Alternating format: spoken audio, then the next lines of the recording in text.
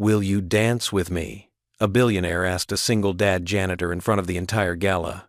But when he gave his shocking reply, it exposed secrets, stirred whispers, and left everyone wondering, could one dance really change two lives forever?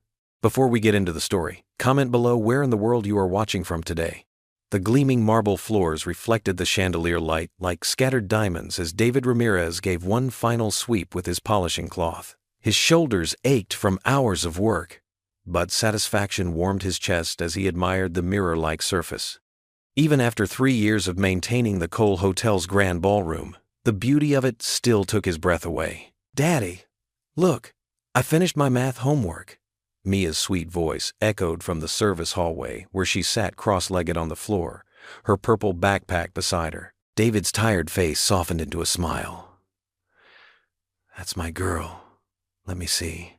He crossed to where his daughter waited patiently, her dark curls falling around her face as she bent over her notebook. At 8 years old, she already showed the same quiet dignity her mother had possessed. The thought brought a familiar ache to his chest. "All correct," he said, checking her work. "You're getting so good at fractions." Mia beamed up at him. "Miss Thompson says I might get to join the advanced math group." "That's wonderful, Mia Moore." David kissed the top of her head, then glanced at his watch. "The guests will be arriving soon. Remember what we talked about?" Mia nodded solemnly. "Stay quiet, stay out of sight, and do my reading homework next." The first notes of classical music drifted through the ballroom doors as the orchestra began warming up. David straightened his dark blue uniform jacket and grabbed his cleaning cart. "That's right. I'll check on you between rounds." As if on cue, the grand entrance doors swung open. Women in flowing gowns and men in crisp tuxedos began streaming in, their jewelry catching the light. David pushed his cart to the corner, trying to make himself invisible as he had learned to do over the years. "Did you see the guest list?" A woman in red silk whispered loudly to her companion. "Ethan Cole himself is hosting tonight. They say he's finally ready to settle down." David kept his eyes down as he collected empty glasses, moving efficiently between clusters of chattering guests. He'd seen photos of Ethan Cole in the newspapers, young, handsome, and worth billions. The kind of man who lived in a different world entirely. The night wore on as David made his rounds, slipping back occasionally to check on Mia. She had fallen asleep on her folded sweater, book still open beside her, his heart squeezed at the sight. She deserved better than spending her evenings in a service hallway while he worked. "Ladies and gentlemen," a smooth voice cut through the buzz of conversation. "Welcome to the Cole Foundation's annual charity gala." David glanced up to see Ethan Cole himself taking the stage, commanding attention effortlessly in his perfectly tailored tuxedo. He had an easy smile and warm brown eyes that seemed to connect with every person in the room. "Tonight we celebrate not just generosity but human dignity," Ethan continued. "Every person in this room, every person in this city, deserves the chance to dream big and reach higher." David couldn't help but pause in his work, struck by the sincerity in the billionaire's voice. For a moment, their eyes met across the crowded ballroom. David quickly looked away, embarrassed to be caught, staring, and reached for another empty champagne flute. But Ethan Cole had stopped speaking. The silence made David look up again, and his heart nearly stopped. The billionaire was walking directly toward him, purpose in every step. The crowd parted like water, whispers rising in their wake. David's hands trembled slightly as he set down the glass. Should he try to disappear into the service hall? But it was too late. Ethan Cole stood before him, hand extended and eyes kind. "Will you dance with me?" The words hung in the air like suspended crystal, clear and impossible to ignore. David stared at the offered hand, his mind blank with shock. The entire ballroom seemed to hold its breath. He was acutely aware of his work uniform, his calloused hands, the cleaning cart beside him. This had to be some kind of joke. But when he met Ethan Cole's gaze, there was no mockery there, only genuine warmth and, was that understanding? David started to say, his voice rough with emotion he couldn't name. "Daddy." A small voice cut through the tension. David turned to see Mia standing in the service doorway, rubbing sleep from her eyes. She took in the scene with childlike wonder, her face lighting up. "Daddy, it's just like the pictures." "Pictures?" Ethan asked gently, his hand still extended. Mia nodded eagerly. The ones Mommy saved. Of Daddy dancing. She said he was the most beautiful dancer in all of New York before. She trailed off, suddenly shy as she realized all eyes were on her. David's chest tightened at the mention of his wife, of the dreams they'd shared before cancer stole her away. He'd stopped dancing the day she died. The whispers grew louder. David caught fragments of cruel comments, publicity stunt, and how embarrassing, and knows his place. His cheeks burned. He should decline, politely, return to his cart, maintain the invisible barrier between their worlds. But Mia was watching with such hope in her eyes, the same eyes as her mother's. And Ethan Cole still waited patiently, hand extended like an offer of something more than just a dance. The crystal chandelier seemed to dim as the ballroom fell silent. David stood frozen, his cleaning cloth still clutched in one hand, staring at Ethan Cole's extended palm. The billionaire's confident smile never wavered, but David's mind raced with confusion and disbelief. Hundreds of eyes burned into him. Socialites in designer gowns, business tycoons in tailored suits, all watching this bizarre tableau unfold. David's collar felt too tight, his janitor's uniform suddenly seeming to shrink against his skin. His gaze darted around the room, trying to make sense of this moment. Was this some kind of joke? A publicity stunt? The thought made his stomach churn. He'd spent years making himself invisible in these halls, doing his job with quiet dignity, and now he stood in an unwanted spotlight. I should get back to work, David mumbled, taking a step backward. His shoulders hunched slightly, trying to make himself smaller, less noticeable. Please, Ethan said, his voice carrying clearly across the hushed room. One dance. A woman in a red sequined dress whispered something behind her champagne glass, causing those around her to snicker. The sound made David's cheeks burn. He'd faced enough mockery in his life to recognize its sting. Daddy? Mia's small voice cut through the tension. She'd crept from her hiding spot in the service hallway, drawn by the commotion. Her brown eyes were wide with hope as she looked up at her father. Please dance with him, she whispered, tugging gently at his sleeve. Mommy would want you to smile again. David's heart clenched. Maria had loved to dance. Some of his fondest memories were of swaying with her in their tiny apartment kitchen, her laugh brightening their whole world. Since losing her, he hadn't danced a single step. Mia's words seemed to hover in the air, carrying the weight of all those silent years.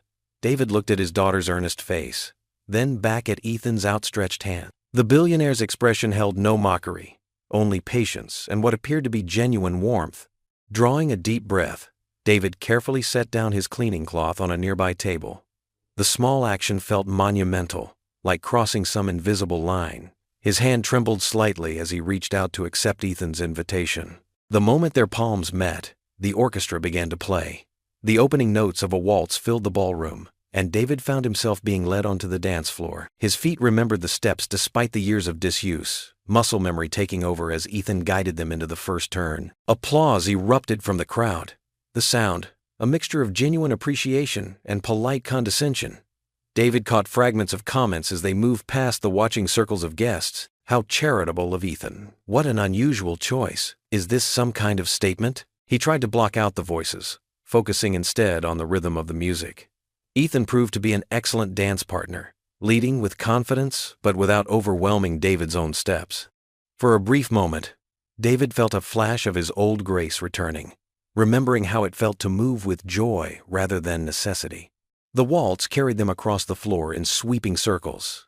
David caught glimpses of Mia's beaming face as they turned, her hands clasped together in delight. Something long dormant stirred in his chest at the sight of her happiness. Yet with each revolution, he became more aware of the scrutiny they were under. Phones had appeared in many hands, recording this unexpected spectacle. Tomorrow, he would probably be all over social media. The janitor who dared to dance with a billionaire. The thought made his shoulders tense. As the music drew to a close, David felt increasingly out of place in his uniform among all the expensive evening wear. The final notes faded, and he stepped back, offering an awkward bow that felt clumsy compared to Ethan's polished gesture. The applause swelled again, somehow making David feel smaller rather than celebrated. Heat crawled up his neck as he heard more whispers, saw more pointing fingers. What had felt like a moment of magic now crumbled into embarrassment. Without meeting anyone's eyes, David retrieved his cleaning cloth and backed away from the dance floor. His feet carried him swiftly toward the service entrance, even as Ethan called something after him that was lost in the noise of the crowd. Humiliation burned in his chest, warring with a strange sense of awakening. His body hummed with remembered movement, with the ghost of rhythm that had lain dormant for so long. Even as he retreated to the safety of the service corridors, something inside him had shifted. Whether for better or worse, he wasn't yet sure. Only Mia's small hand slipping into his own kept him from completely regretting his decision to accept that dance. Her touch anchored him, reminding him why he'd found the courage to step onto that floor in the first place. They walked together in silence, father and daughter, leaving the glittering ballroom and its watching eyes behind. David's footsteps echoed through the empty service corridor as he hurried toward the janitor's room, his heart pounding against his ribs. The familiar smell of cleaning supplies and old mops should have been comforting, but tonight it felt suffocating. He loosened his work uniform's collar, trying to catch his breath. Just outside the room, voices drifted from around the corner. Rich, cultured voices thick with mockery. "Did you see that spectacle?" A woman's voice dripped with disdain. "The janitor actually thought he belonged out there." Laughter rippled through what sounded like a small group. David's hands clenched into fists at his sides. "Classic Cole move," a man responded. "Always playing to the cameras. Nothing sells like a good publicity stunt." "Poor janitor," another woman cooed with false sympathy. "Probably thought it was his Cinderella moment. How pathetic." More laughter. David's chest tightened as if someone had wrapped steel bands around it. He'd known this would happen, known the dance was too good to be true.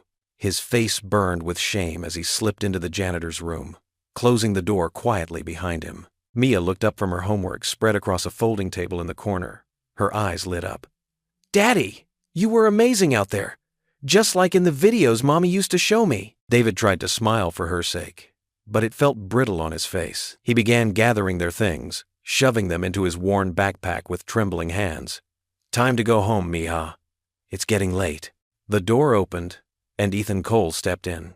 He'd loosened his bow tie, and his usually perfect hair was slightly disheveled as if he'd been running his hands through it.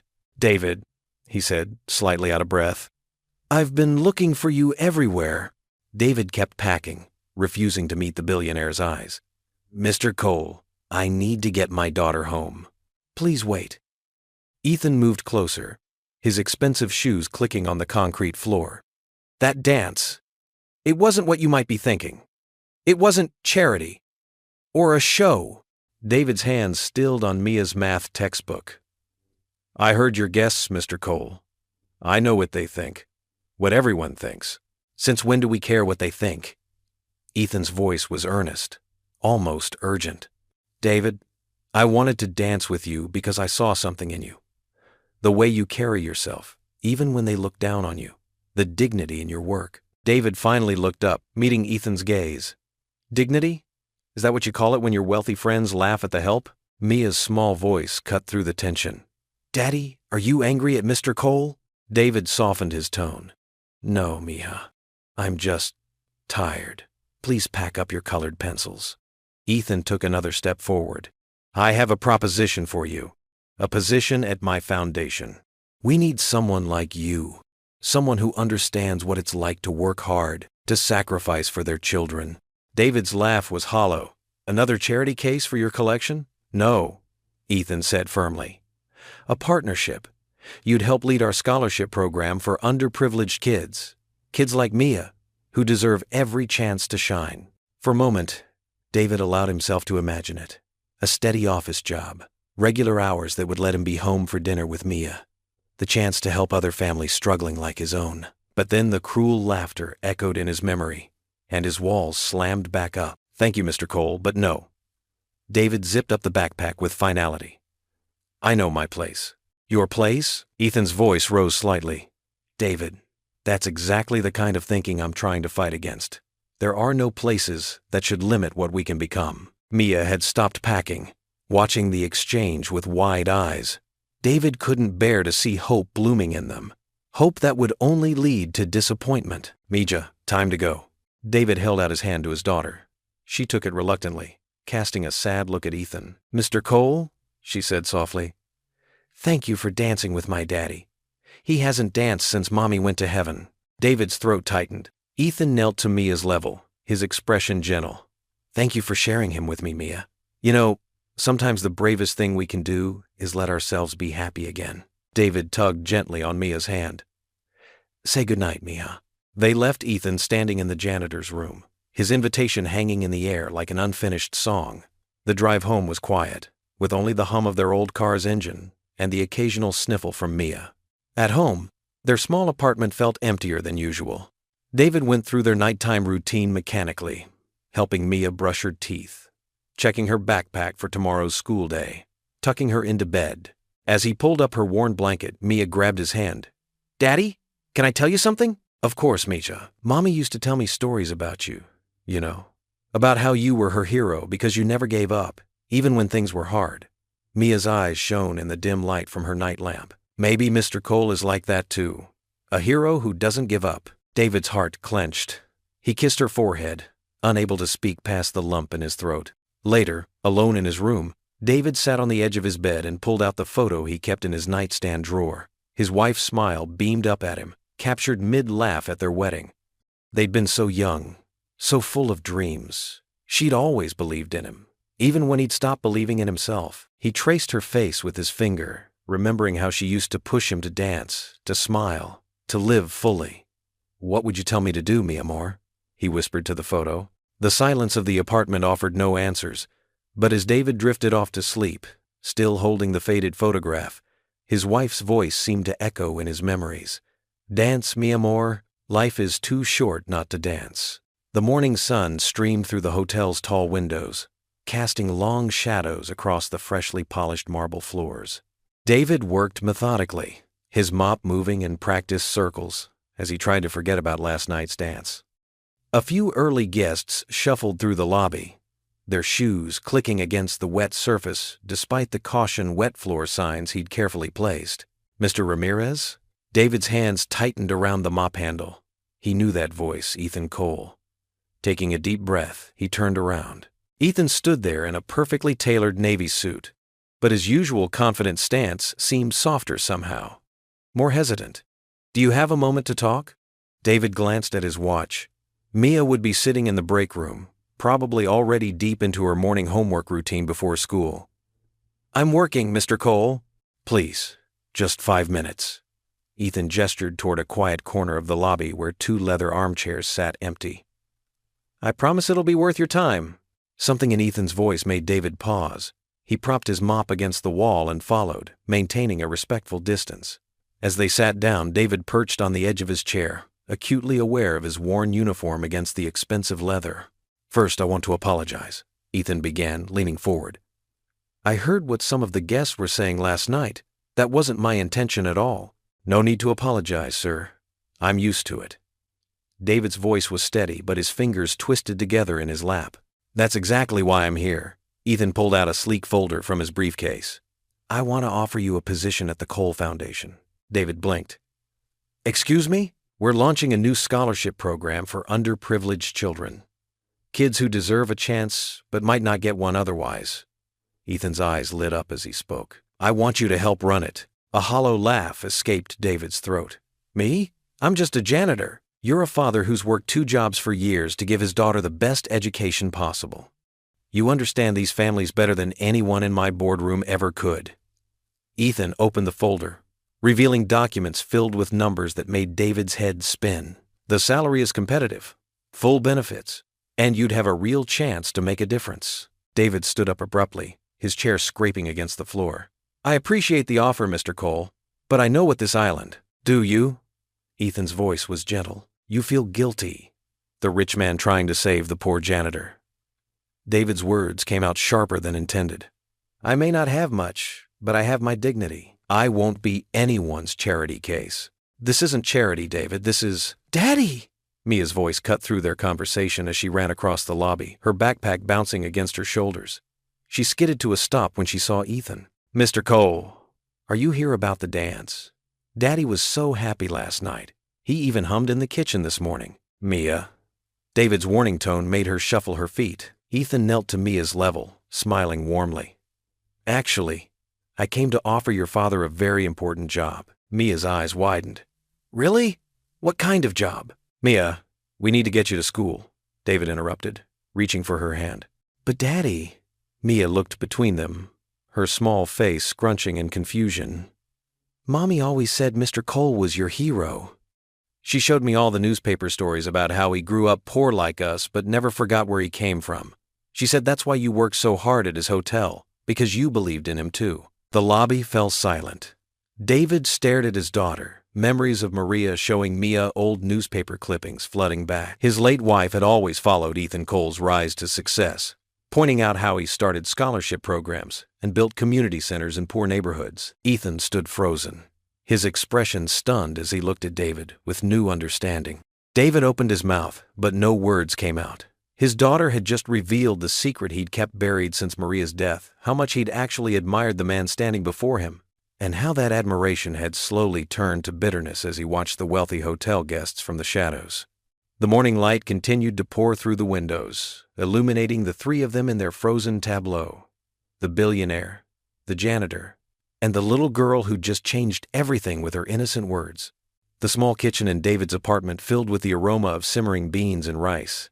He stirred the pot while Mia sat at their worn wooden table, her math homework spread out before her. The scratching of her pencil mixed with the gentle bubbling of dinner, creating a familiar rhythm that usually brought him comfort. Tonight, though, his thoughts kept drifting back to Ethan Cole's offer.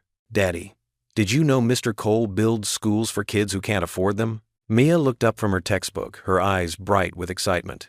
Jenny in my class said her cousin goes to one? David forced a smile. That's nice, Mija. He sprinkled a pinch of salt into the beans, tasting them before adding more. His mother's recipe was one of the few things that still made their modest apartment feel like home. And he helps people get jobs too, Mia continued, abandoning her homework entirely now. Like he wanted to help you. David's jaw tightened. Mia, we don't need his help. We're doing just fine on our own. But Daddy, no buts. He divided the food onto 2 plates, setting them on the table with more force than necessary. We have everything we need. I work hard to make sure of that. Mia pushed her rice around with her fork. Mommy always said it's okay to accept help sometimes. The mention of Anna made David's chest ache.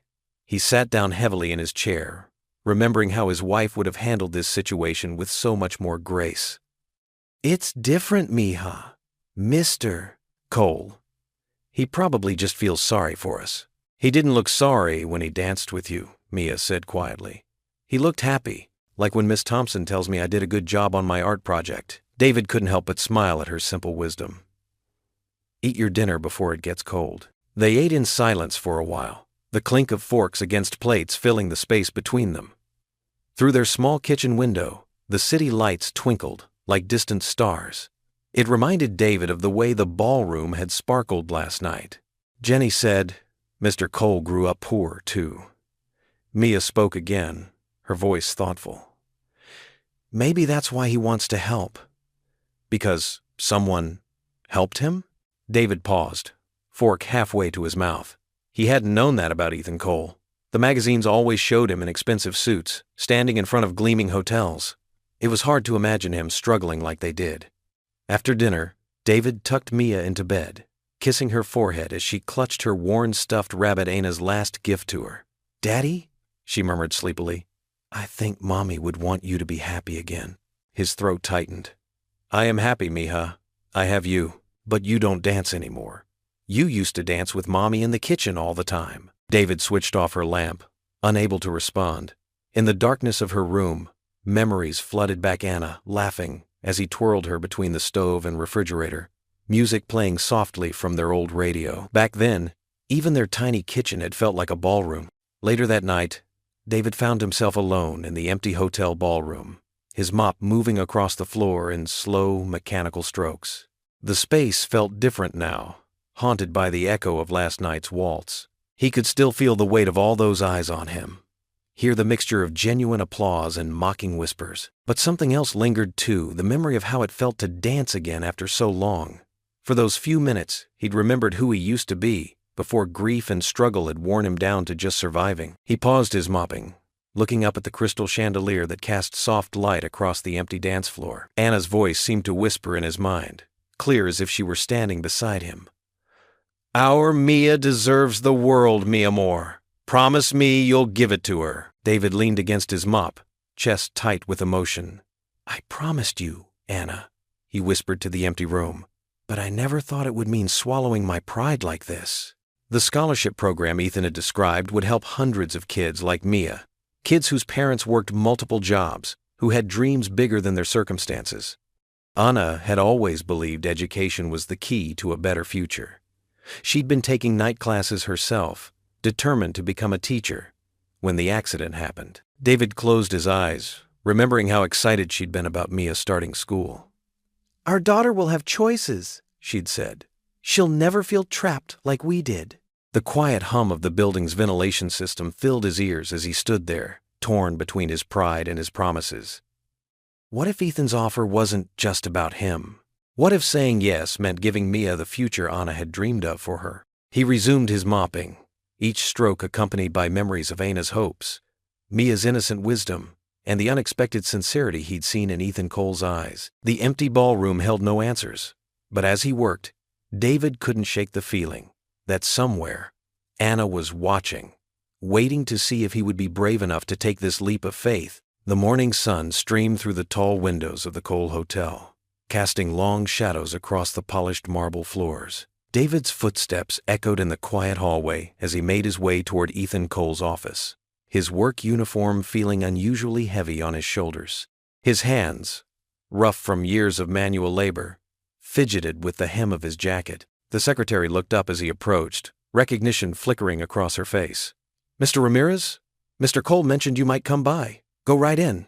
David paused at the massive wooden door, taking a deep breath. Through the frosted glass, he could see Ethan's silhouette moving about the office. With one more steadying breath, he knocked. "Come in," Ethan's voice called out. The office was smaller than David had expected, warm and inviting rather than imposing. Bookshelves lined the walls, and family photos sat on the desk alongside business awards. Ethan stood by the window, his suit jacket draped over a chair, sleeves rolled up as he reviewed some papers. "David!" Ethan's face lit up with genuine pleasure. "I hoped you'd come." "Mr. Cole," David began, then stopped, searching for the right words. "About your offer." "Please call me Ethan." He gestured to a comfortable chair. "Have a seat." David remained standing, his back straight. "I've been thinking about what you said, about the foundation position." Ethan set down his papers, giving David his full attention. "And, before I say anything else, I need you to understand something." David's voice grew firmer, finding strength in his conviction. "I'm not looking for charity. I won't be anyone's project or publicity story." "Of course not," Ethan replied quickly, but David held up his hand. "Please, let me finish." He met Ethan's eyes directly. "I'm a janitor, yes, but I'm also a father, a widower, and a man who's worked honestly every day of his life. If I take this position, it has to be because you believe I can actually contribute something valuable." Ethan walked around his desk, leaning against it as he faced David. "That's exactly why I want you, David. Your experience, your perspective, they're invaluable. You understand what these families go through because you've lived it. That's not something I can teach my Ivy League graduates." "And the dancing at the gala?" David couldn't help asking. "Was that just to set this up?" A shadow of hurt crossed Ethan's face. "No, that was." He paused, considering his words carefully. "That was me seeing someone who reminded me of my mother. She was a janitor too, you know. Cleaned office buildings at night while raising me alone. When I saw you working so hard, just like she did." He shook his head. "I wanted to show you the respect she deserved but never got." David felt something shift inside him at these words. He slowly sank into the offered chair, studying Ethan's face for any sign of deception. He found none. "The position," Ethan continued, "would involve reviewing scholarship applications, meeting with families, helping design programs that actually work for working parents. We need someone who understands the real challenges these families face." "And my current job?" David asked. "I can't afford any gap in income. Mia's school, full salary, during training, of course. Better benefits than you have now, and we'll work around Mia's schedule. Family comes first here. David sat quietly for a moment, thinking of Mia's hopeful face, of his wife's dreams for their daughter. If, and I mean if, I accept, I have conditions. Name them. I start at the bottom like anyone else. No special treatment. David's voice was firm. I want to earn every step up. Ethan nodded. Absolutely. I keep my evening job during training. I need to know I can support my daughter on my own if this doesn't work out. Understood. Though I hope you'll feel secure enough to let it go eventually. David took a deep breath. And no more surprise dances. This drew a genuine laugh from Ethan. Deal. He extended his hand. Welcome to the Cole Foundation, David. David stood and grasped the offered hand, his grip firm. Thank you for understanding, Mr. C, Ethan. Thank you for giving us a chance. Ethan smiled warmly. When can you start? I need to talk to Mia first, David replied. She's the most important person in all this. Of course. Take the day. Come back tomorrow, and we'll sort out the paperwork. As David left the office, his steps felt lighter than they had in years. The marble floors he'd polished countless times reflected his image differently now, not as a shadow slipping through the background, but as a man walking with purpose. The bus ride home seemed shorter than usual, his mind busy with possibilities he hadn't allowed himself to consider in years. When he opened their apartment door, Mia looked up from her homework at the kitchen table, her eyes curious. You're home early, Daddy. Is everything okay? David hung up his jacket and sat down beside her. Actually, Mia, I need to talk to you about something important. He took her small hand in his. Remember Mr. Cole's offer? About working at his foundation? Mia nodded eagerly, her eyes brightening. Well, I went to see him today and he squeezed her hand gently. I decided to try this new job. Mia's face exploded into joy. She launched herself from her chair, throwing her arms around his neck. Really, Daddy? Really? David caught her, holding her close as she squeezed him tight. Really, Mia. She pulled back just enough to look into his face, her eyes shining. Mommy would be so proud, she whispered. Something warm and forgotten stirred in David's chest. The corners of his mouth lifted, slowly at first, then wider, until he found himself smiling, really smiling, for the first time since losing his wife. He hugged Mia closer, breathing in the scent of her apple shampoo, feeling the weight of her trust and love. You think so? He asked softly. I know so, Mia replied with absolute certainty, snuggling into his embrace. David stood in front of the Cole Foundation building, its glass facade stretching toward the sky like a wall of mirrors. His reflection stared back at him, a man in a new suit that still felt foreign on his shoulders. Ethan had insisted on providing him with appropriate office attire. And though David had initially resisted, he had to admit the charcoal gray suit fit perfectly. Right on time. Ethan's voice came from behind him. He turned to find his new boss approaching with a warm smile, holding 2 coffee cups. Thought you might need this. Thank you. David accepted the coffee, grateful for something to do with his hands. I'm still not sure about all this. You will be, Ethan assured him, leading the way through the revolving doors. Trust me, by the end of the day, you'll see why I wanted you here. The lobby was a bustling hub of activity. Well-dressed professionals hurried past, their shoes clicking against the polished floor. David couldn't help but notice how different it felt from his usual morning routine of mopping these types of floors. As they stepped into the elevator, Ethan pressed the button for the 20th floor. The scholarship program is one of our most important initiatives, he explained. We need someone who understands what it means to work hard against the odds. Someone who knows the value of education and opportunity. The elevator opened into a bright office space with floor-to-ceiling windows. People looked up from their desks and cubicles, curious eyes following them as they walked past. David could hear the whispers, see the questioning glances. Everyone, gather round, Ethan called out, leading David to a central area where comfortable chairs formed a meeting space. I'd like you to meet David Ramirez, our new program director for the Children's Education Initiative. The staff assembled, some sitting, others standing. David recognized a few faces from the gala, though they looked different in the morning light, less intimidating somehow. David is a man I trust with my own vision, Ethan continued, his hand resting supportively on David's shoulder. He brings unique insight and understanding to our mission. I expect everyone to make him feel welcome and provide any support he needs." A tall woman in a navy blazer stepped forward, extending her hand. "Sarah Chen, Operations Manager. We're excited to have you on board." Others followed, introducing themselves one by one. David shook hands, trying to remember names and titles. Marcus from Finance, Jennifer from Communications, Carlos from Community Outreach. Their welcome seemed genuine, though he could sense their uncertainty. The morning blurred into a series of meetings. David sat in a sleek conference room as various team members presented their current projects. Charts and graphs flashed across screens. Terminology he'd never heard before flew around the room. He took careful notes, determined not to miss anything. During a brief break, he found himself alone in the break room, staring at the expensive coffee machine with its dozens of buttons and options. A young intern noticed his confusion and showed him how to use it, chatting easily about her own first-day jitters. "It's overwhelming at first," she said, "but everyone here really believes in what we do. Mr. Cole has a way of bringing out the best in people."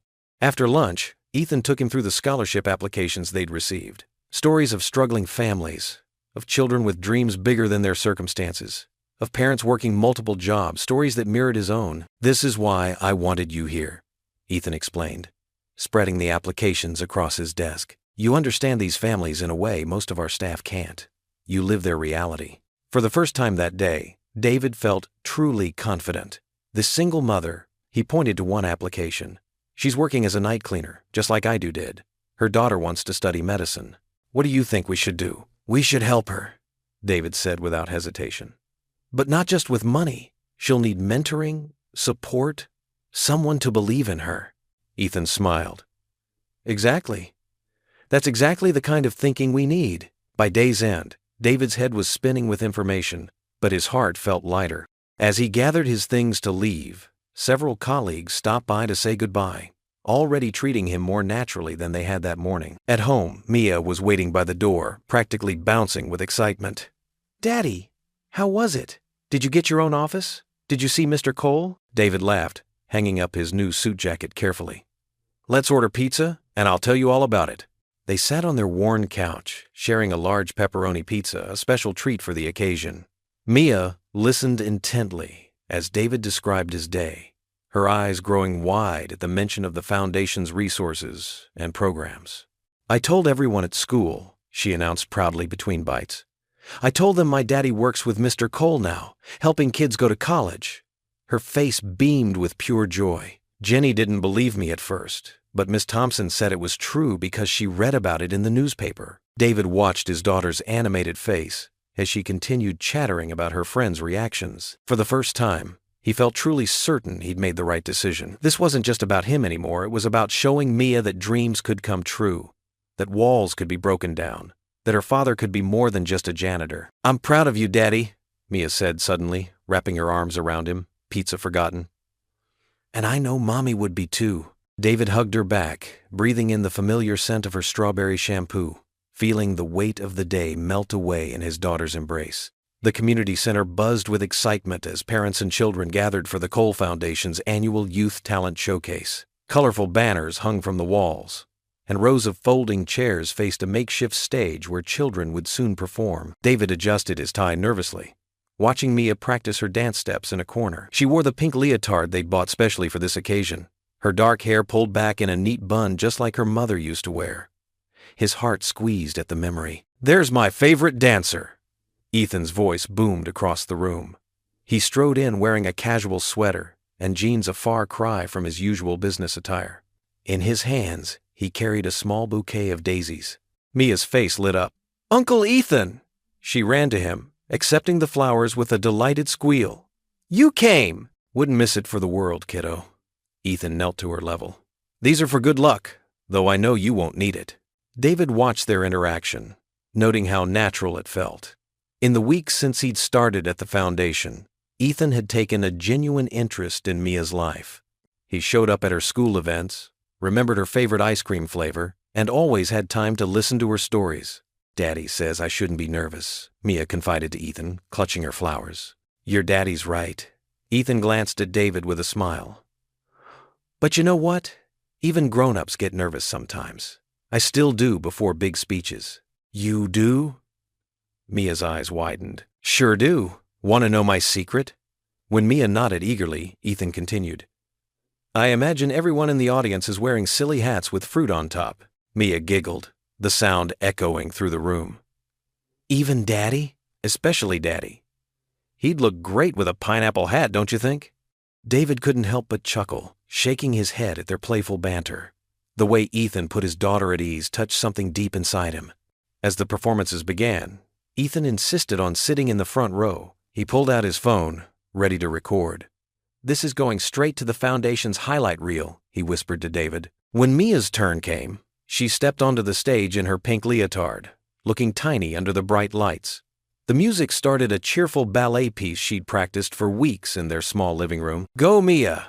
Ethan cheered, louder than anyone else in the audience. David watched his daughter dance, her movements graceful and determined. But what caught his attention most was her smile, bright and genuine, growing even wider whenever she caught sight of Ethan's encouraging thumbs up. After her performance, the audience applauded enthusiastically. Ethan jumped to his feet, leading a standing ovation. That's my girl! He shouted, pride evident in his voice. Mia ran off stage and straight into Ethan's arms. Did you see my pirouette? I didn't fall this time! See it? I got it all on video. You were amazing, kiddo. Ethan spun her around, making her laugh. How about we celebrate with some ice cream? David started to protest. It was a school night, but Mia's pleading eyes and Ethan's infectious enthusiasm won him over. At the ice cream parlor, Mia sat between them, happily demolishing a sundae while Ethan showed her the video of her performance on his phone. Look at that form, he praised. You're a natural, just like your dad. David nearly choked on his coffee. What? Oh, come on, Ethan grinned. I saw you at the gala. You've got rhythm, David. Mia must get it from somewhere. Mia nodded vigorously. Mommy used to say Daddy was the best dancer she knew. They met in a dance class. Something in David's chest tightened at the mention of his wife. But for once, the memory brought more warmth than pain. Is that so? Ethan leaned forward, genuinely interested. You never told me that. It was a long time ago, David said softly, watching Mia scoop up another spoonful of ice cream. Different life. The drive home was quiet, with Mia dozing in the back seat, her dance costume slightly smudged with chocolate ice cream. Streetlights cast moving shadows across her peaceful face. Did you have fun today, Mija? David asked softly. Mia stirred, offering him a sleepy smile in the rearview mirror. The best fun, Daddy. Uncle Ethan makes everything better, doesn't he? David's hands tightened slightly on the steering wheel. Yes, he does, he admitted, more to himself than to Mia. The evening had been good, more than good. Watching his daughter bloom under Ethan's attention, hearing her laugh so freely, it stirred something in him, a cautious hope he hadn't felt in years. As they pulled into their apartment complex's parking lot, David glanced again at his sleeping daughter. The daisies from Ethan were still clutched in her small hand, slightly wilted but treasured. He sat there for a moment, engine idling, wondering if this new path, this unexpected friendship with Ethan Cole, was the right choice for their little family. For now, the sound of Mia's peaceful breathing and the memory of her radiant smile on stage seemed answer enough. The afternoon sun streamed through the community center's windows as David methodically arranged chairs in neat rows. Most of the staff had left for the day, leaving him alone to prepare for tomorrow's fundraiser. An old radio in the corner played soft melodies that filled the empty space. As Moon River drifted through the air, David's body began to move unconsciously. His shoulders swayed gently as he lifted another chair, his feet sliding smoothly across the floor in familiar patterns. The music transported him to happier times. Weekend dance parties in his kitchen, his wife's laughter as they twirled around their tiny apartment, baby Mia clapping from her high chair. Lost in the melody, David didn't notice he had stopped working entirely. His eyes closed, he moved with natural grace, years of dance training flowing through his muscles despite the long absence. His hands held an invisible partner as he executed a perfect turn. I had no idea you could dance like that. David's eyes snapped open. Ethan stood in the doorway, briefcase in hand, watching with undisguised amazement. David felt his face flush hot with embarrassment. I was just... the chairs, he stammered, quickly picking up another folding chair. That wasn't just moving to music, Ethan said, setting down his briefcase. Those were professional steps. Where did you learn to dance like that? David hesitated, then sighed. I used to teach ballroom dancing before. He trailed off, unable to finish the sentence. Before your wife passed, Ethan completed softly. He walked closer, his expression thoughtful. You know, Mia mentioned once that her mother loved to dance. David nodded, a sad smile touching his lips. Elena and I met at a dance studio. She was taking lessons. I was an instructor. We performed together for years, even competed a few times. He ran a hand through his hair. After she died, I just couldn't. The music reminded me too much of her. But just now, watching you dance, you looked peaceful, happy even. I suppose some things never really leave you, David admitted. He looked around the room, trying to change the subject. I should finish setting up these chairs. Wait, Ethan said, his eyes lighting up with inspiration. What if we organized a father-daughter dance at Mia's school? The foundation could sponsor it. Make it a fundraiser for their arts program. David's immediate instinct was to refuse, but something stopped him. He thought of Mia, how she would light up at the chance to dance with him like her mother used to. How long had he denied that part of himself? And by extension, denied her those memories. I don't know, he said hesitantly. Think about it, Ethan pressed gently. You clearly have a gift. Sharing it with Mia, helping other fathers connect with their daughters through dance, isn't that exactly the kind of impact we want to make? David's resistance began to crumble as he imagined Mia's face if he said yes. She had her mother's love for dance. He saw it in the way she moved, always swaying to whatever music was playing. You really think the school would go for it? Are you kidding? They'd love it. We could bring in dance instructors for basic lessons, set up decorations, make it a real event. Ethan's enthusiasm was contagious. What do you say? David took a deep breath, feeling a mixture of anxiety and excitement flutter in his chest. Okay, he said finally. Let's do it. Ethan's face broke into a wide grin. Perfect. I'll have my team start working on it tomorrow. He picked up his briefcase, heading for the door, then turned back. You know, David, sometimes the best way to honor those we've lost is to keep their joy alive. After Ethan left, David finished setting up the chairs, his mind spinning with possibilities. When he got home that evening, Mia was working on her homework at their small kitchen table. Hey, sweetie, he said, hanging up his jacket. How would you like to learn how to waltz? Mia's head shot up, her eyes wide with surprise and delight. Really? Like you and Mommy used to do? Really? David smiled. There's going to be a father-daughter dance at your school. I thought maybe we could practice a little. Before he could finish, Mia had launched herself into his arms. Yes. Can we start now? Please? David laughed, feeling lighter than he had in years. Let me change first. Then we can practice in the living room. A few minutes later, David pushed their coffee table against the wall, creating a small dance floor in their modest living room. He found an old CD of classic dance music that he hadn't played since Elena died. His hands trembled slightly as he put it in the player. The familiar strains of a waltz filled their small apartment. David turned to find Mia standing expectantly in the middle of the room, practically bouncing with excitement. Okay, princess, he said, kneeling down to her level. First, we need to learn the proper position. He showed her how to place one hand on his shoulder while he held her other hand. Now, follow my lead. It's just 3 steps. 1, 2, 3. 1, 2, 3. They started slowly, Mia concentrating hard on her feet, occasionally stepping on his toes. But soon she began to get the rhythm, and their movements became more natural. David felt his heart swell as she giggled with each turn. Daddy, you're so good at this, she exclaimed as he spun her under his arm. Your mother was even better, he said softly. She used to say dancing was like flying with your feet on the ground. Mia's eyes sparkled. Do you think she can see us dancing now? David had to swallow past the lump in his throat. I'm sure she can, baby. And I know she's smiling.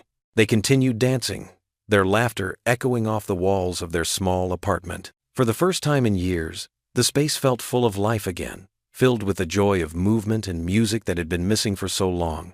As they twirled around their makeshift dance floor, David realized that Ethan had been right. This wasn't just about dancing.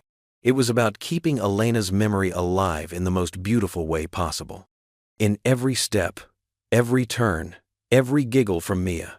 He felt his wife's presence, not as a source of pain, but as a warm reminder of the love they had shared. The music played on, and father and daughter danced in their tiny living room, their hearts lighter with each passing moment. The school gymnasium buzzed with excitement as families filled the decorated space.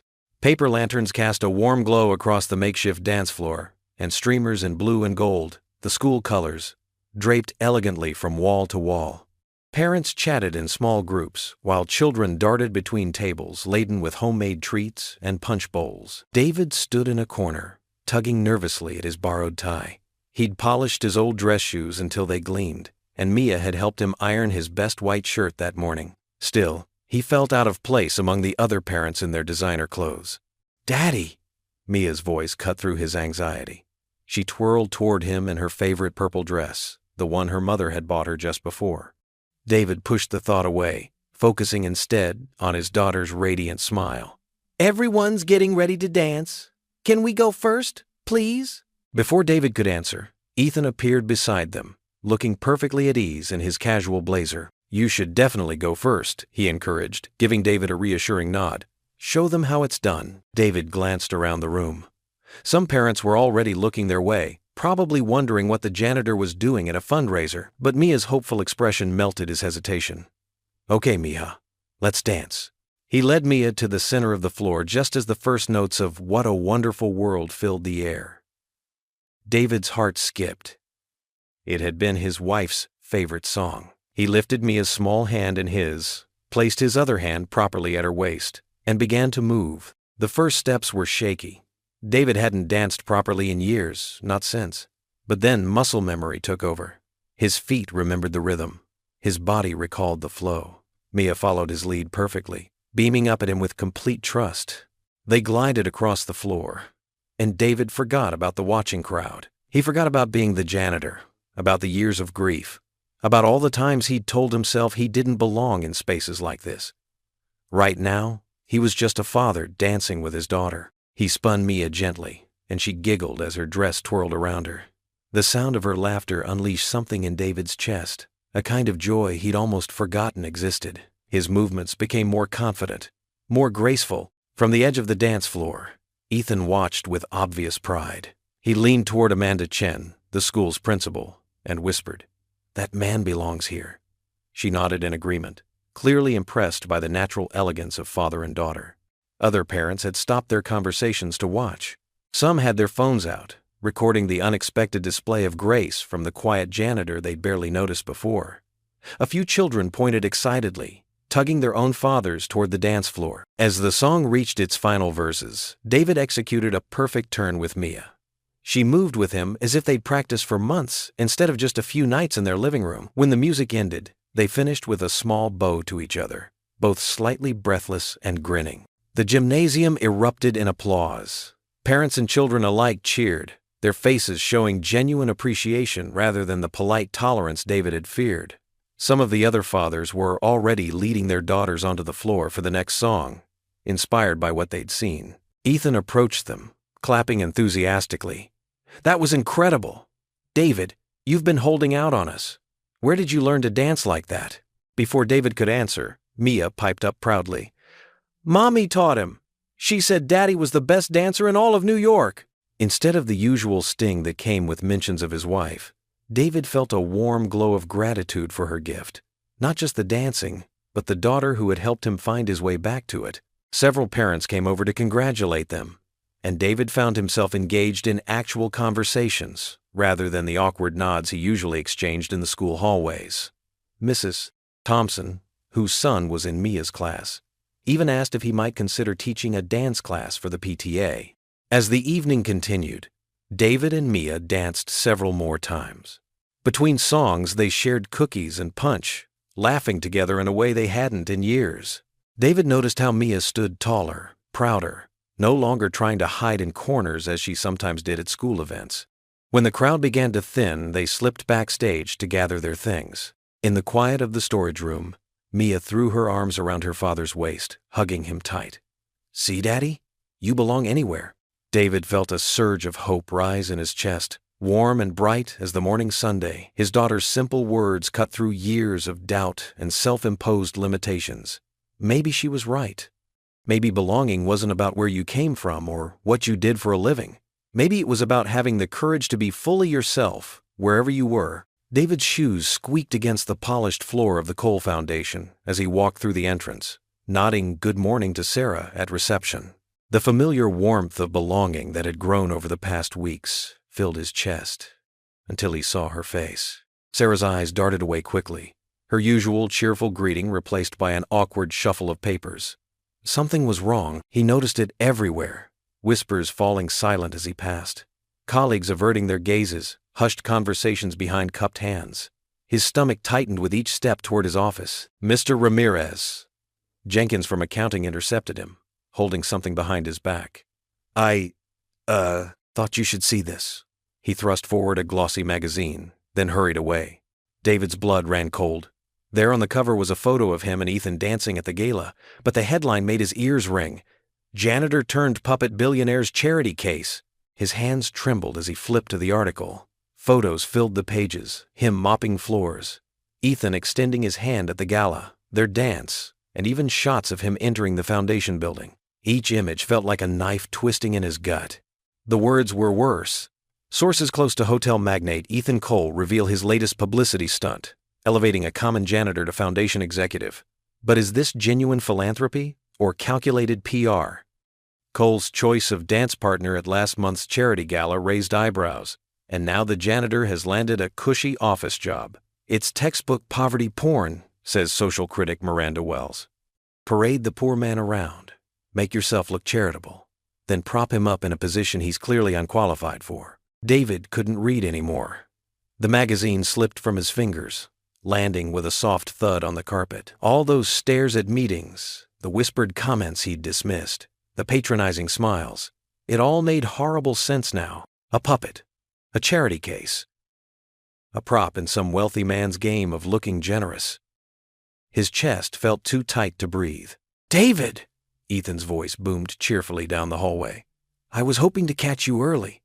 I've got some great ideas for expanding the scholarship program." David spun around, snatching up the magazine. The sight of Ethan's genuine smile only made it worse.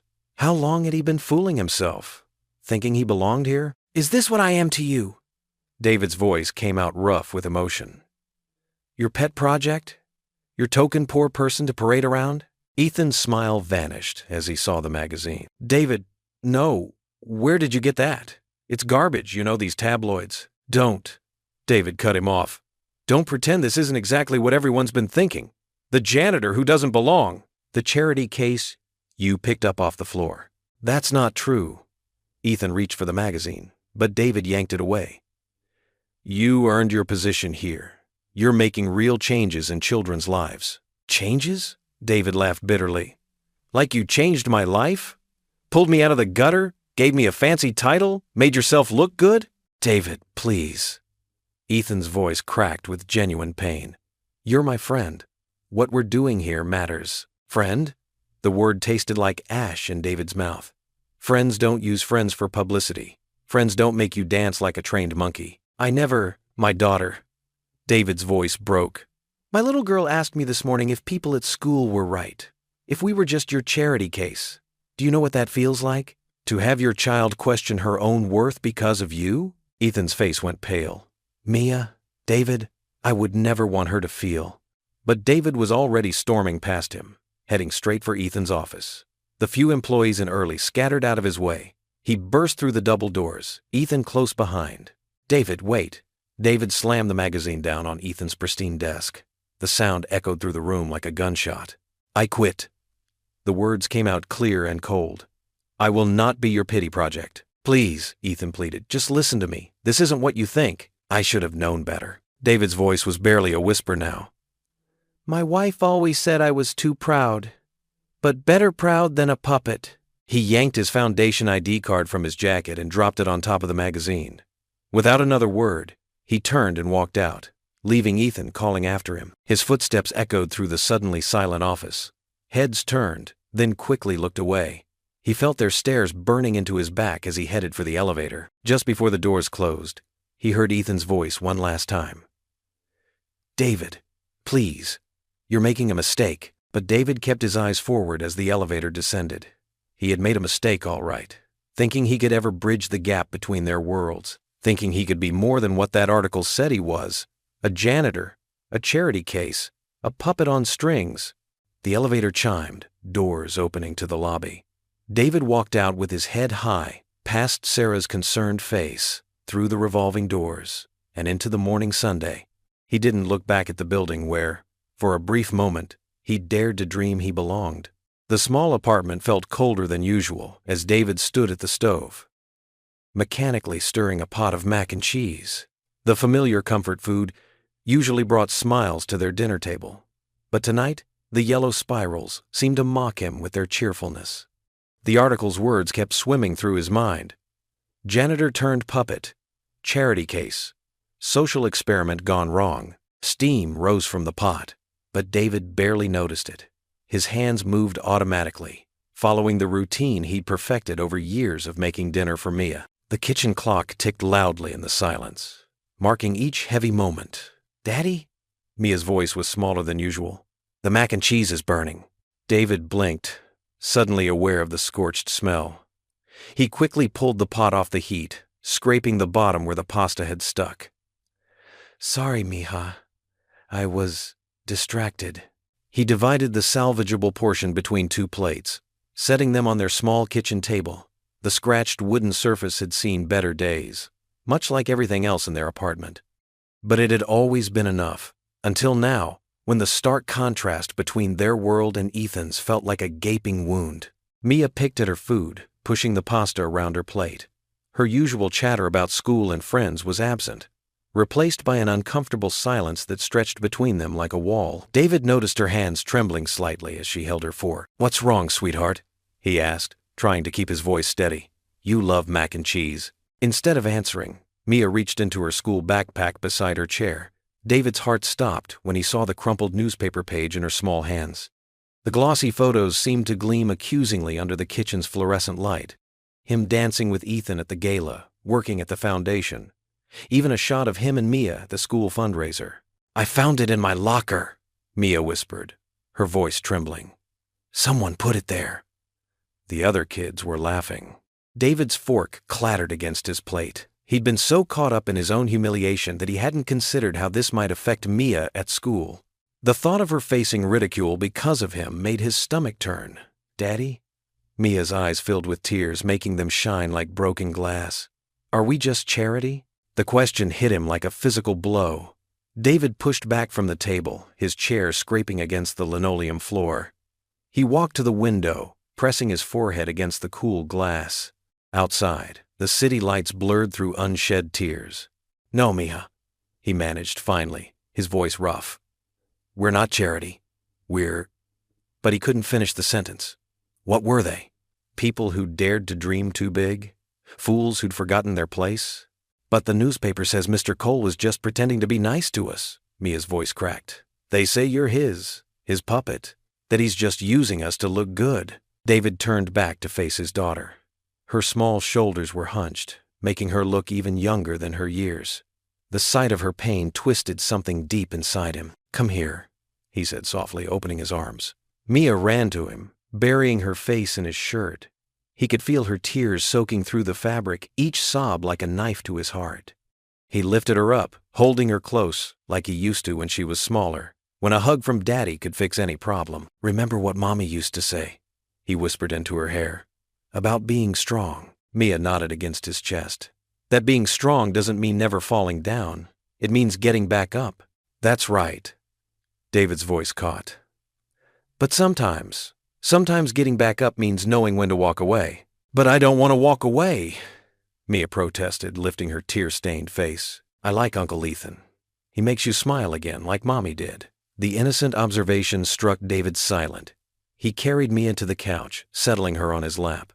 The article lay forgotten on the kitchen table, but its words seemed to echo in the small space between them. "Sometimes grown-ups make mistakes," David said finally. "Sometimes we think we see something that isn't really there, like friendship, or—" He trailed off, unable to voice the deeper betrayal he felt. "But what if it is real? Mia asked. What if the newspaper is wrong? David closed his eyes, remembering Ethan's face when he'd resigned, the genuine shock and hurt in his expression. But then other images flooded in, the whispers at the gala, the sideways glances at the foundation, the constant feeling of being watched, evaluated, judged. It's time for bed, Mija, he said instead of answering. You have school tomorrow. Later, after tucking Mia in and kissing her goodnight, David retreated to his own room. The silence felt heavier now, filled with all the things he couldn't explain to his daughter. He sat on the edge of his bed, picking up the framed photograph from his nightstand. Maria's smile beamed back at him, frozen in time. She'd always believed in him, always pushed him to dream bigger. Even when they could barely make rent, she'd insisted on saving for dance lessons, convinced his talent would take them places. I tried, he whispered to her image, his voice breaking. I really tried, but maybe I don't belong. The photograph didn't answer. Outside, a siren wailed in the distance, and somewhere down the hall, a neighbor's television droned. David sat in the darkness, holding the last piece of his wife, wondering how he'd let himself believe he could bridge the gap between his world and Ethan's. The truth sat heavy in his chest. Some dreams cost too much to chase. Some walls weren't meant to be broken, and some dances, no matter how beautiful, had to end. Ethan Cole's penthouse office gleamed in the late afternoon sun, but he couldn't appreciate the golden light streaming through the floor-to-ceiling windows. He stood with his back to his desk, staring at the city sprawled below, his shoulders slumped in a way that would shock those who knew him as the confident billionaire. I really messed up this time, Sarah, he said, running a hand through his usually perfect hair. His sister Sarah sat on the leather couch, her legs tucked under her in a casual way that reminded him of their childhood. She was the only person who ever saw him like this, vulnerable, uncertain, human. Tell me again what happened, she said softly, her eyes kind but firm. Ethan turned from the window, pacing the length of his office. I thought I could help him. David, he reminded me so much of us growing up. A single parent working so hard, a brilliant kid. His voice cracked slightly. Just like Mom, Sarah nodded, remembering their mother's decades of work as a janitor, how she'd scrubbed floors at night so they could have food on the table. That first dance at the gala, Ethan continued. I saw something in him. Pride, dignity. The same thing Mom had. I thought if I could just give him a chance, like that teacher gave me. Mr. Peterson, Sarah smiled softly, remembering the high school teacher who'd believed in Ethan, helped him get his first business internship. But I didn't think it through. Ethan slumped into his chair. The media, the gossip, the pressure. I threw him into a spotlight he never asked for. Now he's resigned, won't take my calls. And his daughter. He pressed his palms against his eyes. Sarah, you should have seen Mia's face at that school dance. She was so proud of her dad.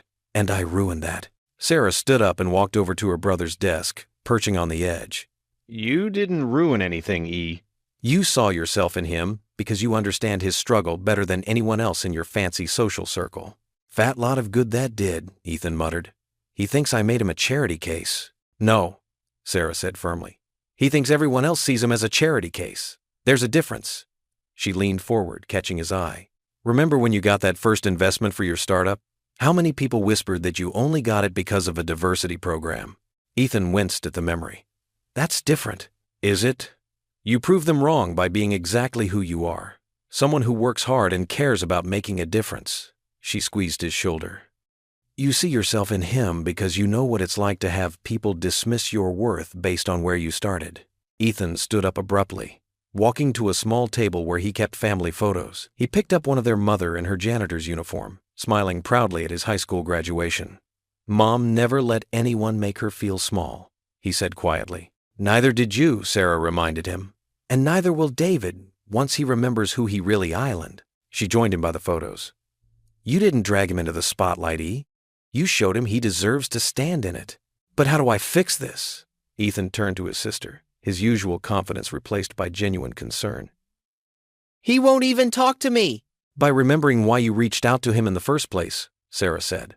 Not because you pitied him, but because you recognized something in him, something real. Ethan nodded slowly, absorbing her words. A gentle knock at the door interrupted their conversation. Come in, he called out, quickly straightening his posture. His assistant Jennifer poked her head in. "Mr. Cole, I'm heading home for the day, but I found this under your office door." She held out a folded piece of paper. "It looks like a child's handwriting." Ethan took the note, his heart skipping as he recognized the careful, slightly wobbly letters. Jennifer quietly closed the door, leaving the siblings alone again. With slightly trembling fingers, Ethan unfolded the paper. The message was simple, written in purple crayon. "Please help Daddy dance again." Below the words was a drawing of 3 stick figures. One tall with a tie, clearly meant to be Ethan, one medium-sized, and one small with pigtails. They were all holding hands. Ethan clutched the paper, his jaw set with new determination. Sarah peered over his shoulder at the note and smiled. "Well, big brother," she said softly, "looks like someone else believes in you too." The sleek cream-colored invitations to the Cole Foundation's annual charity gala arrived in polished envelopes, each stamped with gold lettering.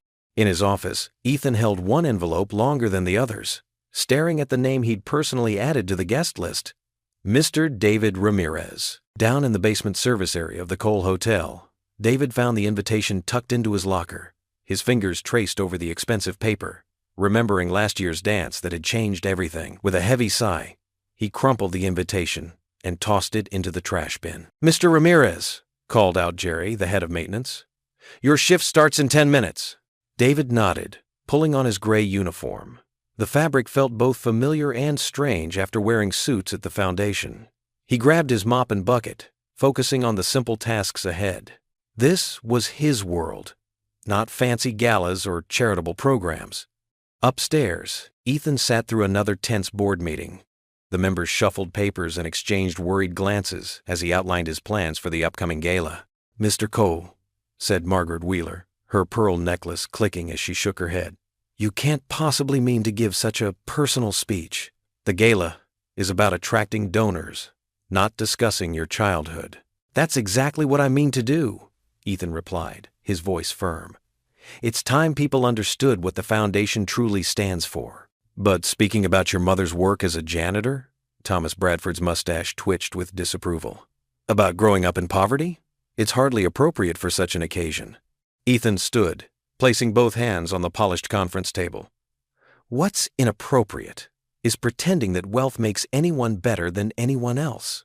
David Ramirez taught me that." "Ah, yes, your pet project," Margaret said with a thin smile. "The one who ran away." Ethan's jaw tightened. "David is twice the person of anyone who mocked him. And that's exactly what I plan to talk about." After the meeting, Ethan rode the service elevator down to the basement level. He found David mopping the employee hallway, head down, focused on his work. "David," Ethan called out softly. David's shoulders tensed, but he didn't look up. "Mr. Cole, please don't call me that. Not after everything." "Everything?" David's laugh was bitter. "You mean the circus you made of my life? The headlines? The whispers?" "I never meant. I know what you meant." David cut him off, still mopping. "You meant well, but good intentions don't fix everything. Some of us just belong where we started." Ethan stepped forward. "That's not true. You know it's not." David finally looked up, his eyes tired but determined. "What I know is that my daughter cried herself to sleep wondering if we were just your charity case. What I know is that I'd rather mop floors with dignity than be paraded around as your success story." "You were never a charity case," Ethan insisted. "You were my friend, are my friend. Friends don't need to prove points with each other," David replied quietly. In his office later that evening, Ethan found a stack of documents waiting for his approval. On top sat the draft of his gala speech, safe, predictable words about generosity and prosperity. He pushed it aside and began writing something new. His phone buzzed. A message from the board. "Final warning. Stick to the approved speech. Don't risk alienating donors." Ethan thought of his mother, who had raised him alone while working as a janitor in this very hotel. He thought of David, who showed the same quiet strength, the same unfailing dignity. He thought of Mia's note, "Please help Daddy dance again." The next morning, Ethan called an emergency board meeting. The members filed in, faces tense with anticipation. "I've made my decision about the speech," Ethan announced, standing tall behind his desk. "I'm going to talk about dignity. About how my mother taught me that true worth isn't measured in dollars. About how David Ramirez reminded me of that truth. This is business suicide, Bradford protested. Our donors expect honesty, Ethan interrupted, and they're going to get it. I'm done watching good people feel ashamed because they don't have money. I'm done seeing dignity measured by bank accounts. The press will have a field day, Margaret warned. Your reputation. My reputation? Ethan's laugh was sharp. My reputation should be built on truth, on recognizing real worth, on remembering where I came from. We strongly advise against this, Bradford said, his face red with frustration. Ethan squared his shoulders, thinking of David's words about dignity. Noted. But I'm not changing my mind. This speech isn't about wealth. It's about worth, and it's long overdue. The board members filed out, muttering among themselves. But Ethan stood firm, watching the sunset paint the city in shades of gold. In the distance, he could see the hotel where his mother had once mopped floors, where David now worked his late-night shift. The same hotel where, 1 year ago, a simple dance had started something extraordinary. He picked up his phone and typed a message he knew wouldn't receive a reply. I'm not giving up on our friendship, David. Some things are worth fighting for. Down in the hotel basement, David's phone buzzed. He glanced at the message, then returned to his work, the mop moving in steady rhythms across the floor. But this time, his movements held less anger, less bitterness, just quiet determination, and perhaps, buried deep beneath his hurt pride, a flicker of something that felt like hope. The grand ballroom of the Cole Hotel sparkled even brighter than last year. Crystal chandeliers cast warm light over silk tablecloths and flower arrangements that perfumed the air. The city's elite filled the space in designer gowns and perfectly tailored suits, their jewelry catching the light as they mingled. David stood in the shadows of a service corridor, his hands gripping his mop handle. He hadn't planned to be here tonight, but a last-minute call about a spilled drink had brought him face-to-face with the event he'd been avoiding. Through the crack in the door, he could see Ethan Cole step onto the stage, looking different than usual in his demeanor. The typical easy confidence was replaced by something more vulnerable, more real. The crowd fell quiet as Ethan approached the microphone. He cleared his throat, and instead of the usual welcomes and platitudes about charitable giving, he began with words that made David freeze in place. When I was 8 years old, Ethan's voice carried clear and strong, my mother worked as a janitor in an office building downtown. She would take me with her on night shifts because we couldn't afford childcare. I did my homework under her desk, watching her mop floors just like the ones we're standing on. A ripple of surprise moved through the crowd. David found himself stepping closer to the door, his grip on the mop handle loosening. The other kids at school called me Janitor's boy, Ethan continued, his voice thick with emotion. They mocked my secondhand clothes and the free lunches I ate. But my mother taught me something powerful during those nights watching her work. Dignity isn't about what you do. It's about how you do it. The ballroom was completely silent now. Even the servers had stopped moving, trays of champagne held still in their hands. One person changed my life, Ethan said, running a hand through his hair in an uncharacteristically nervous gesture. Mrs. Martinez, my 4th grade teacher. She didn't see a poor kid in worn-out shoes. She saw potential. She stayed late to help me with math, bought me books when she saw how much I loved reading, and told me every single day that I could be anything I wanted. David's throat tightened. He thought of me as teachers, how they encouraged her despite knowing their circumstances.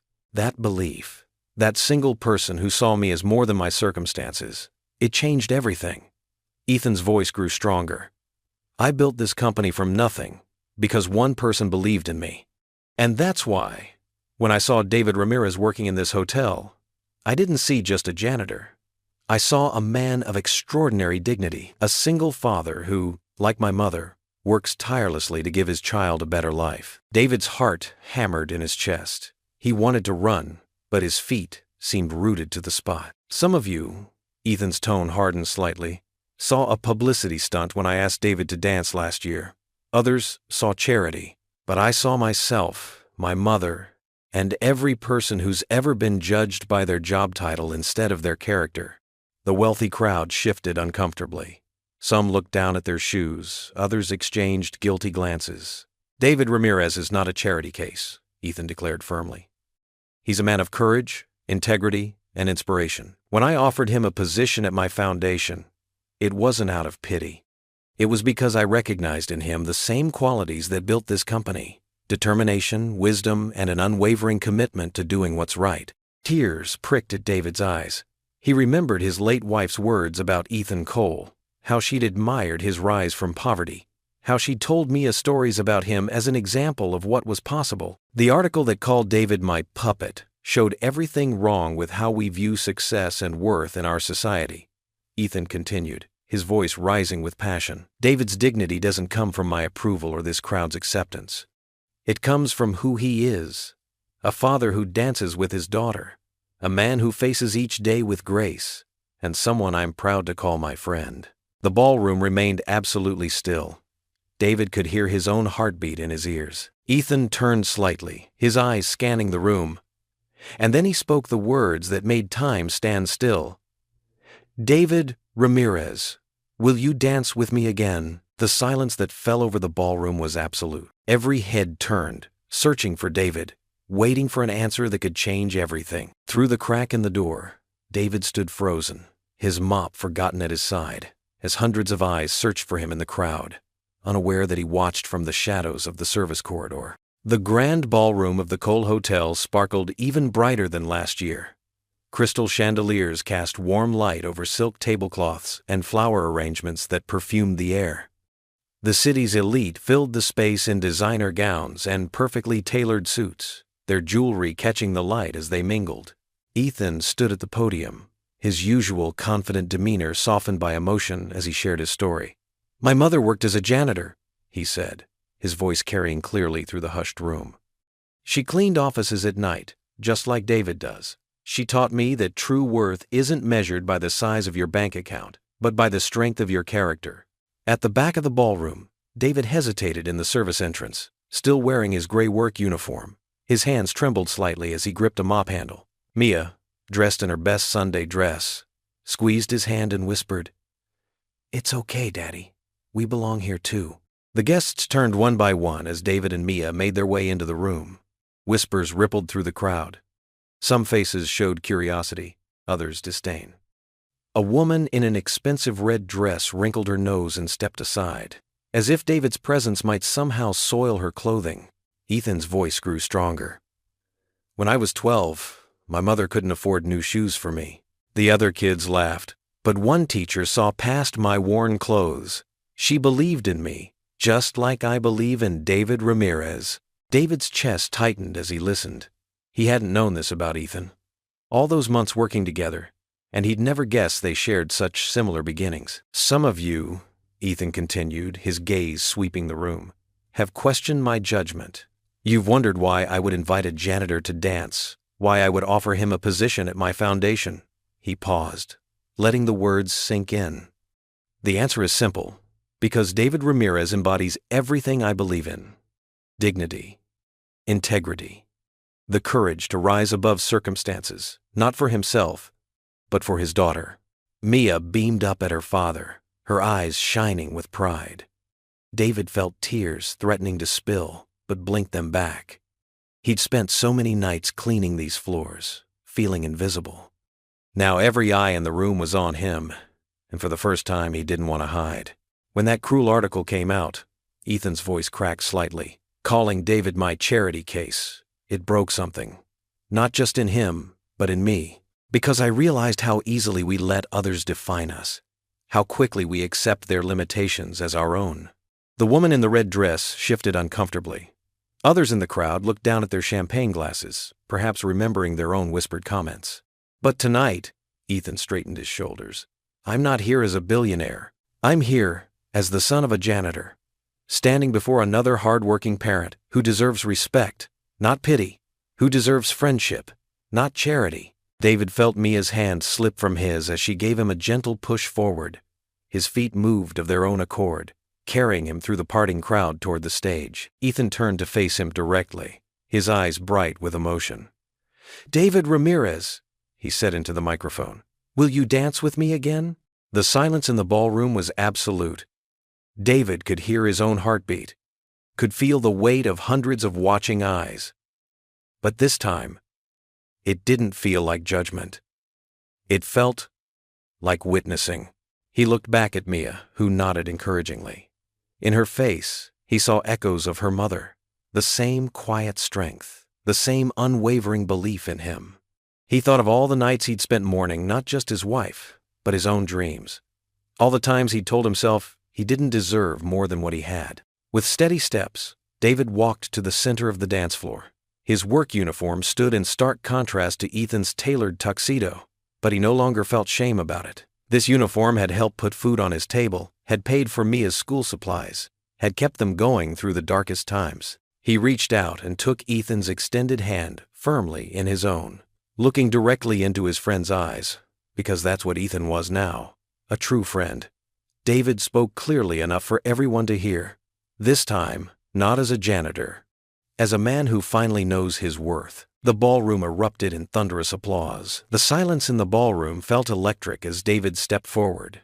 His work uniform, though clean and pressed, stood in stark contrast to the sea of designer clothes around him. But tonight, he held his head high, his daughter's small hand clasped firmly in his. Mia wore her favorite blue dress, the one her father had saved 3 months to buy. Her eyes sparkled with pride as she gave his hand one final squeeze before letting go. "Go on, Daddy," she whispered, loud enough for those nearby to hear. "Show them who you really are." David's footsteps echoed across the marble floor as he approached Ethan. The same floor he had polished countless times now carried him toward a different future. Some guests whispered behind their hands, but their voices held a new tone, not mockery, but anticipation. Ethan extended his hand, just as he had that first night, but this time, when David took it, there was no hesitation. Their hands clasped firmly, two men meeting as equals. The orchestra began to play the same waltz from a year ago. The familiar melody filled the air, and David's body remembered every step. This time, he moved with confidence, leading as much as following. His shoulders were straight, his chin lifted, and a small smile played at the corners of his mouth. "Thank you," David said quietly as they turned across the floor. "Not for the charity or the job, but for seeing me." Ethan's eyes crinkled with genuine warmth. "I always saw you, David. I was just waiting for you to see yourself." They moved in perfect synchronization, their steps matching the rise and fall of the music. The other guests formed a circle around them, but their whispers now carried words like beautiful and inspiring. Several of the society women dabbed at their eyes with silk handkerchiefs. From the edge of the dance floor, Mia bounced on her toes, clapping with unbridled enthusiasm. Her face glowed with joy as she watched her father dance. Several guests had moved aside to give her a better view, touched by her obvious pride. "Look at Daddy," she exclaimed to anyone who would listen. "He's dancing just like he used to with Mommy." The mention of David's late wife seemed to float through the air like a blessing. David's eyes glistened, but his smile grew wider. For the first time in years, thinking of her brought more joy than pain. As they turned past the orchestra, David caught sight of himself in one of the ballroom's giant mirrors. He barely recognized the man reflected there, not because of his simple clothes, but because of the dignity and confidence radiating from within. This was the man his wife had always seen, the man Mia believed in, the man Ethan had recognized that first night. The waltz built to its crescendo, and David and Ethan executed a perfect turn. Camera flashes sparked around the room as reporters captured the moment. But unlike last time, David didn't flinch. Let them take their pictures. Let them tell this story. It was a story worth telling. As the final notes faded, applause erupted through the ballroom. It wasn't the polite, measured clapping of the wealthy and privileged. It was genuine, enthusiastic, and heartfelt. Some guests even cheered. Mia couldn't contain herself any longer. She ran across the dance floor, her dress swirling around her legs, and threw herself into her father's arms. David lifted her easily, holding her close as she wrapped her arms around his neck. "That was the best dancing ever, Daddy," she exclaimed, loud enough for everyone to hear. Ethan stepped closer, placing one hand on David's shoulder and the other on Mia's back.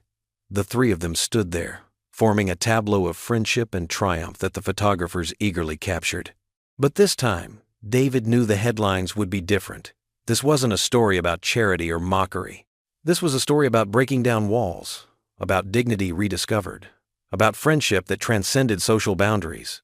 More importantly, it was his story, one he was finally proud to tell. The cameras continued to flash as David held his daughter close, one arm still around her while his other hand clasped Ethan's shoulder.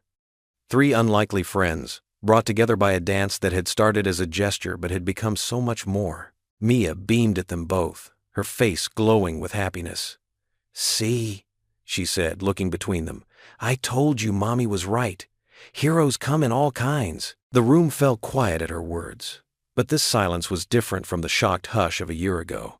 This was the silence of hearts being touched, of perspective shifting, of truth being recognized. David held his daughter tighter, feeling the warmth of Ethan's supportive hand on his shoulder, surrounded by the approving smiles of the gathered guests. For the first time since losing his wife, he felt completely, unquestionably whole. The autumn sun painted golden streaks across the foundation's new community center. A red ribbon stretched between two brass posts, fluttering in the gentle breeze. Dozens of families gathered on the freshly laid lawn, their excited chatter filling the morning air. David stood at the podium, his navy suit fitting perfectly now, a far cry from his old janitor's uniform. His hands trembled slightly as he adjusted the microphone, but his voice rang clear and strong. "Welcome, everyone, to the Ramirez Cole Scholarship Foundation." He paused, letting the name sink in. Ethan had insisted on including his name, despite David's protests. This center represents more than just a building. It represents hope. In the front row, Mia bounced on her toes, wearing a yellow sundress and clutching oversized silver scissors. Her dark curls, carefully braided by her father that morning, caught the sunlight. She beamed up at David, giving him a thumbs up that made several parents chuckle warmly. Ethan stepped forward, his usual designer suit replaced by casual slacks and a light blue button-down. He placed a gentle hand on David's shoulder. "When David and I first discussed this project," he addressed the crowd, "we shared a vision, not of charity, but of dignity, not of handouts, but of opportunities." The gathered families nodded, many of them knowing exactly what he meant. They were working parents, dreamers, strivers, just like David had been, just like some still were. "Today," David continued, his voice growing stronger, "we open these doors to every child who dares to dream bigger than their circumstances. Every parent who works extra, shifts to give their kids a better life." He swallowed hard, thinking of his late wife. "Every family that refuses to let hope die." Applause rippled through the crowd. Several mothers wiped tears from their eyes, recognizing their own struggles in his words. "Mia," David called, extending his hand. "Would you do the honors?" Mia practically skipped to the ribbon, the oversized scissors looking comically large in her small hands. Ethan knelt beside her, helping her position them correctly. "Ready?" Ethan asked with a wink. "Ready," Mia declared. The scissors sliced through the red ribbon with a satisfying snip. Cheers erupted from the crowd. Balloons were released into the sky, and the doors to the community center swung open. Families streamed inside, exclaiming over the bright classrooms, the dance studio, the music room, and the library. Each space had been designed with care, combining beauty with functionality. David watched them explore, his heart full. A little boy ran past, dragging his mother toward the piano room. "Look, Mama, just like you wanted." The mother's eyes glistened as she touched the keys reverently. Throughout the morning, David and Ethan gave tours, answered questions, and helped families fill out scholarship applications. Mia appointed herself unofficial junior guide, proudly showing other kids the art room where she'd already hung her first drawing. As the sun began to set, the last families departed with arms full of information packets and hearts full of possibility. David stood in the empty lobby, running his hand along the wall where photos hung. The infamous first dance at the gala, the moment he'd accepted his position, and now today's ribbon cutting. "You did good, David," Ethan said softly, joining him. "Really good." "We did good," David corrected him with a smile. "Partner." Later that evening, David and Mia sat at their small kitchen table, sharing a simple dinner of spaghetti and meatballs, still their favorite celebration meal. The apartment hadn't changed much, but somehow it felt different, warmer, fuller. "Daddy," Mia said between bites, "did you see how many kids wanted to learn dance? Just like you." David nodded, twirling pasta on his fork. "I saw. Maybe someday they'll dance with their dads too." "Tell me again," Mia requested, her eyes bright. "About the night everything changed." David set down his fork, looking at his daughter thoughtfully. "Well, we danced," he began, his voice soft with memory. "Not just to music, but to hope. And hope never ends." Mia pushed back from the table, holding out her hand just as Ethan had done that first night. "Dance with me, Daddy?" David laughed, taking her small hand in his. They kicked off their shoes, letting them fall where they may. The kitchen radio played softly in the background as father and daughter swayed and twirled in their tiny living room. Mia's giggles filled the air as David spun her around, her bare feet pattering on the wooden floor. They danced past the walls covered with her artwork, past the window where moonlight streamed in, past the photograph of her mother smiling down at them. Their laughter echoed through the apartment.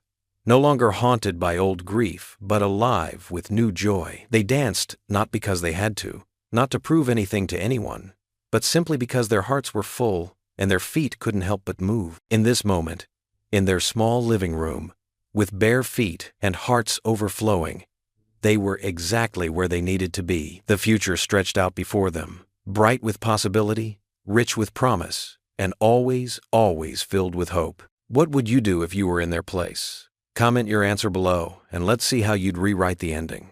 If you enjoyed the story of David Ramirez, I handpicked the next story that you will enjoy. Please don't miss this one. Click here to watch it.